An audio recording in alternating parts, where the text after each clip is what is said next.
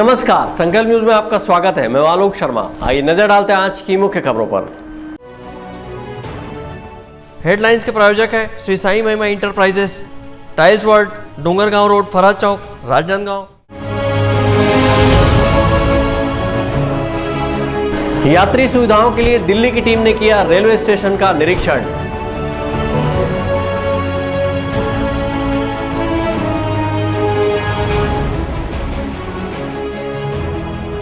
नहर नाली के रास्ते की मांग को लेकर किसानों ने सौंपा ज्ञापन।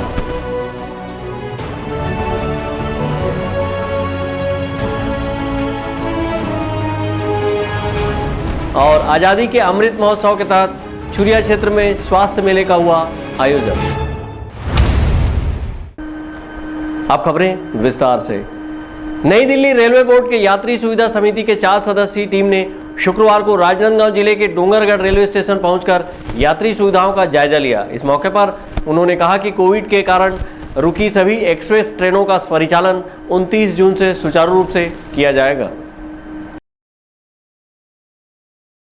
रेल मंत्रालय नई दिल्ली रेलवे बोर्ड द्वारा गठित यात्री सुविधा समिति के सदस्य श्रीमती विवाश्विनी अवस्थी, पी महंतो, राजकुमार पहान और कैलाश लक्ष्मण वर्मा ने राजनांदगांव जिले के डोंगरगढ़ रेलवे स्टेशन पहुंचकर यात्री सुविधाओं का जायजा लिया। 4 सदस्यीय टीम ने डोंगरगढ़ रेलवे स्टेशन में यात्री सुविधाओं के अंतर्गत प्लेटफार्म, टिकट काउंटर के केटरिंग स्टॉल, डॉर्मेट्री, यात्री प्रतीक्षालय, प्रसाधन, पेयजल व्यवस्था, प्लेटफार्म में यात्रियों के लिए बैठने की व्यवस्था तथा सुरक्षा से जुड़े व्यवस्था सहित पूरे स्टेशन परिसर में उपलब्ध यात्री सुविधाओं एवं सफाई व्यवस्था का गहन निरीक्षण किया। इस दौरान उन्होंने रेलवे स्टेशन की साफ सफाई तिथि, लाइसेंस की वैधता तिथि आदि की जांच की। प्रतीक्षालय में साफ सफाई, बैठक व्यवस्था, टॉयलेट, नल से पानी आदि का निरीक्षण किया और यात्रियों से स्टेशन में यात्री सुविधाओं की उपलब्धता के बारे में चर्चा कर फीडबैक के साथ साथ सुझाव भी लिए गए।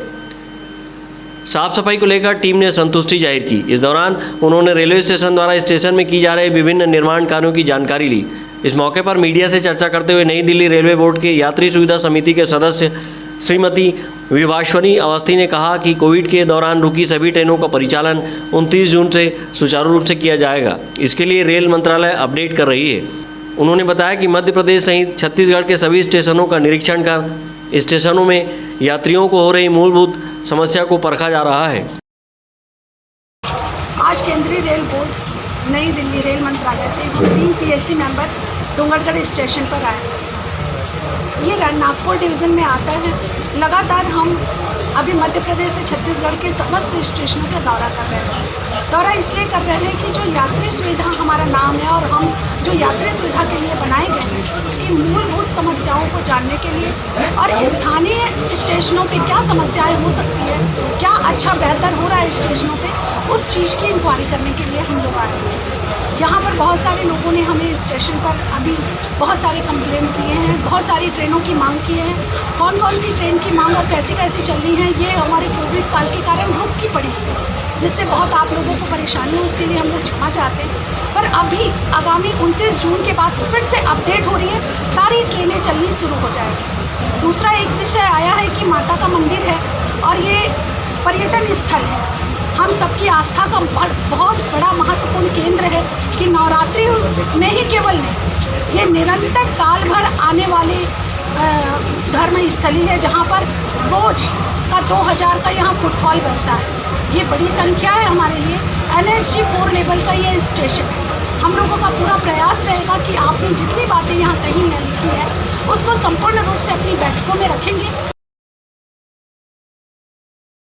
उल्लेखनीय है कि रेल मंत्रालय द्वारा यात्रियों की सुविधा को ध्यान में रखते हुए यात्री सुविधा समिति गठित की गई है। यह समिति रेलवे स्टेशनों पर उपलब्ध यात्री सुविधाओं जैसे स्टेशनों एवं गाड़ियों में पर्यावरण अनुकूल साफ सफाई, पीने के पानी की पर्याप्त व्यवस्था, पूछताछ कार्यालय, जन उद्घोषणा प्रणाली, संकेतक बोर्ड, पर्याप्त प्रकाश, पंखे एवं विद्युत संबंधी सहित अन्य यात्री सुविधाएं जैसे शौचालय, स्नान गृह, retiring room, waiting hall, platform पर बेंचेस, व्हील चेयर्स, स्ट्रेचर्स, यात्री सुविधा, यात्रियों के साथ सौजन्य व्यवहार सुनिश्चित करना आदि का निरीक्षण करना एवं तथा सुझाव देना है।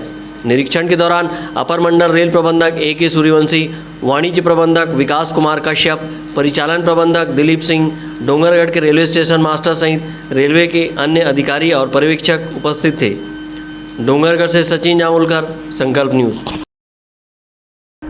राजनांदगांव जिले के नदई क्षेत्र के सैकड़ों किसानों ने भानपुरी डायवर्सन की नहर नाली से जाने वाले रास्ते को पुनः चालू कराने की मांग को लेकर कलेक्टर को ज्ञापन सौंपा है। बीते दिनों से नहर नाली का समतलीकरण कर घेराबंदी किया जा रहा है, जिससे किसानों के खेतों में आवाजाही अवरुद्ध हो रही है। राजनांदगांव जिले के नदई क्षेत्र के सैकड़ों किसानों ने शुक्रवार को कलेक्टर कार्यालय पहुंचकर कलेक्टर को ज्ञापन सौंपा और क्षेत्र के भानपुरी डायवर्सन में बने नहर नाली मार्ग को पुनः शुरू कराने की मांग की है। किसानों का कहना है कि बीते कई वर्षों से इस रास्ते से किसान अपने खेतों में आवाजाही करते हैं, लेकिन बीते दिनों से बालोद सड़क मार्ग के समीप नहर नाली का समतलीकरण कर घेराबंदी किया जा रहा है, जिससे नदई क्षेत्र के किसानों का खेतों तक जाने वाला मार्ग अवरुद्ध हो गया है, जिससे किसानों को अपने खेतों तक आवाजाही में परेशानी हो रही है। इस क्षेत्र में समतलीकरण और घेराबंदी किए जाने से करीब 20 किसान परिवार प्रभावित हो रहे हैं। ऐसे में किसान संघ ने कलेक्टर को ज्ञापन सौंपा है और रास्ते को पुनः खोले जाने की मांग की है। नंदई के जो किसान हैं है ना, भानपुरी डायवर्सन की नहर नाली 50 साल से लगभग बनी हुई है ना, वहाँ से हमेशा से आना जाना करते रहे हैं, अभी तक कोई दिक्कत नहीं हुई है ना, है ना। लेकिन अभी कुछ दिनों से वहाँ पे जो बालोद रोड से लग के जो पहला शुरुआत है नाली की, वहाँ पर समतलीकरण करके घेराबंदी की शुरुआत की गई है ना। तो ऐसे में अगर वहाँ पे घेराबंदी हो जाती है तो 20 से ज़्यादा किसानों का जो प्रचलित मार्ग है वो अवरुद्ध हो जाएगा। तो इन किसानों ने वहाँ पे जो काम कर रहे थे है ना, जो क्या बोलते हैं, एक तो सुजीत दत्ता, राजेश मौर्य, आशीष पटेल, ये क्या बोलते हैं हम उस है ना उस काम में संलग्न हैं। तो उनसे मिलकर के आपत्ति दर्ज की वहाँ के किसानों ने और काम रोकने का कहा, लेकिन उन्होंने काम जब नहीं रोका तो आज हम कलेक्टर से मिलने आए हैं है ना, और उनको ज्ञापन दे रहे हैं और तत्काल ये जो अवैध निर्माण किया जा रहा है और किसानों का प्रचलित मार्ग जो है उसको अवरुद्ध करने की कार्यवाही की जा रही है, उसको रोकने के लिए हम प्रशासन से आग्रह कर रहे हैं। और ये तत्काल निर्माण कार्य नहीं रोका जाएगा या किसानों का मार्ग अवरुद्ध होगा तो हम प्रभावित किसानों के साथ आंदोलन के लिए बात करेंगे। हमारे गांव में जो 50 साल से नहर नाली का निर्माण हुआ है उसमें अब अवैध कब्जा किया जा रहा है, इसके बारे में हम लोग ये कर रहे हैं।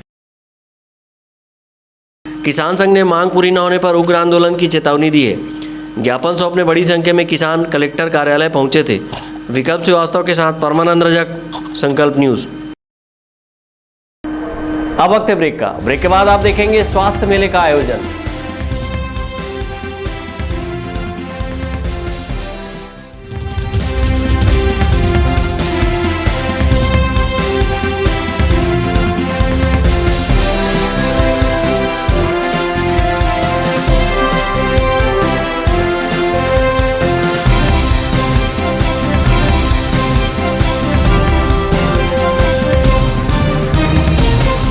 राजनांदगांव जिले का सबसे विश्वसनीय व किफायती अस्पताल शुक्ला मल्टी स्पेशलिटी हॉस्पिटल। हमारे यहाँ विशेषज्ञ डॉक्टरों द्वारा विभिन्न ओपीडी सेवाएं संचालित है। यहाँ मेडिसिन विभाग, शिशु रोग, स्त्री रोग, नाक कान गला रोग, यूरोलॉजी, न्यूरोलॉजी, हड्डी रोग, जनरल सर्जरी और बच्चों के सर्जन द्वारा ऑपरेशन की सुविधा उपलब्ध है। साथ ही पैथोलॉजी, ईसीजी, ऑक्सीजन एवं भर्ती की सुविधा 24 घंटे उपलब्ध है। आयुष्मान कार्ड और राज्य हेल्थ कार्ड से इलाज की सुविधा उपलब्ध है। Shukla multi speciality hospital, Basantpur, Rajnandgaon.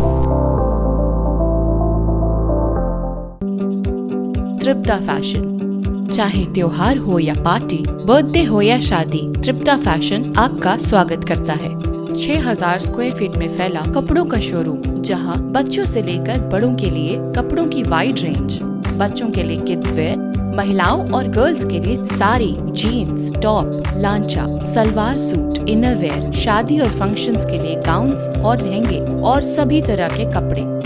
वहीं पुरुषों के लिए shirt, pants, jeans, T shirts, blazer, suit, coat pant और शेरवानी के साथ साथ सभी ब्रांडेड और डिजाइनर कपड़ों की वाइड रेंज सभी तरह की प्राइस रेंज में मिलते हैं। सिर्फ इतना ही नहीं, आपके घर को सुंदर रखने के लिए होम फर्निशिंग, वो भी आपके बजट अनुसार। क्वालिटी में नंबर 1, दाम में सबसे कम, तृप्ता फैशन। तृप्ता फैशन, जय स्तंभ चौक, राजनांदगांव।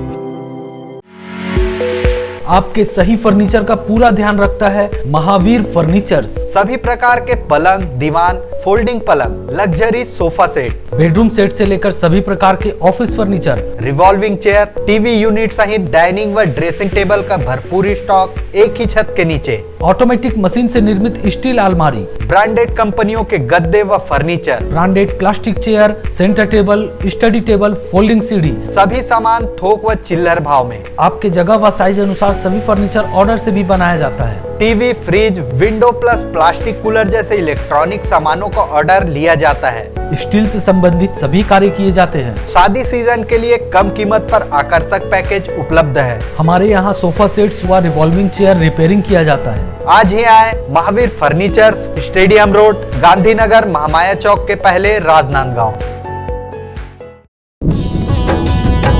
51 शक्तिपीठ महाकाली मंदिर 1970 में बना छत्तीसगढ़ का एकमात्र 51 शक्तिपीठ महाकाली मंदिर भक्त स्वर्गीय मोतीराम साहू की सेवा भाव में स्थापित 51 शक्तिपीठ महाकाली मंदिर में लगभग 25 वर्षों से तांबे के पात्र में ज्योति कलश की स्थापना निरंतर जारी है। कह के बुला ले वो महामाई, और गोदी माँ खिला ले वो मुर्दाई, बोला बेटा कह के बुला ले वो महामाई। 51 शक्तिपीठ महाकाली मंदिर, नंदई चौक, राजनांदगांव।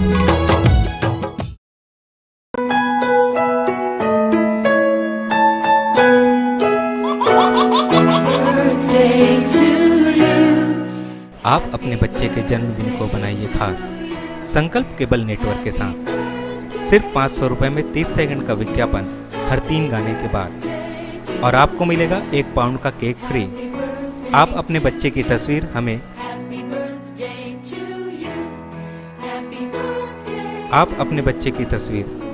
व्हाट्सएप के इन नंबरों पर भेज सकते हैं।